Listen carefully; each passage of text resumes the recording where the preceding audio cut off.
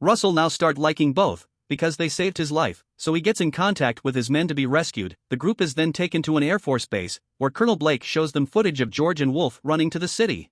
Davis points out it's impossible for a gorilla and a wolf to travel together in a straight line to the same destination, and Kate says they're being called by something, meaning Claire must be waiting with an antidote. Russell defends their advice, but Blake doesn't want civilians involved and sends them away.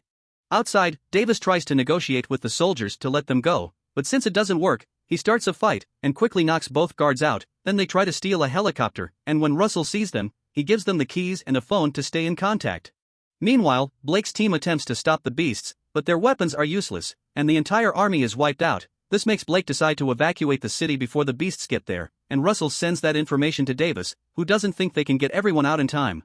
When George and Wolf arrive at the city, the destruction immediately begins. They bring down buildings, destroy vehicles, and even hit any helicopter that comes closer. The military meets them with a vast army of tanks and weaponry, but nothing works, and the beasts just keep themselves busy wrecking everything in their path. Soon a large crocodile appears through the river, joining the other beasts to cause even more damage, using its big mouth to bite the tanks and jets that get in the way. Desperate for a solution, Blake orders his men to get a bomb ready to wipe out half of the city. Russell tries to change his mind, explaining Davis and Kate are on their way to retrieve the antidote, but Blake doesn't trust them after they stole his helicopter and kicks Russell out. At that moment, Russell gets the result of the evidence found in the company and calls for a ride so he can do some arrests, while the jet with the bomb takes off.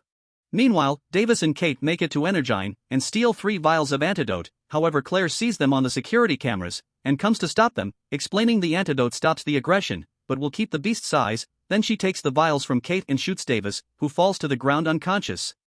Afterward, Claire takes Kate as a hostage and takes her to the roof with her, but before they can escape in a helicopter, George climbs to the top of the building and breaks the helicopter's tail. This also almost kills Kate, but at that moment Davis comes back and grabs her as he explains the bullet didn't hit any vital organs.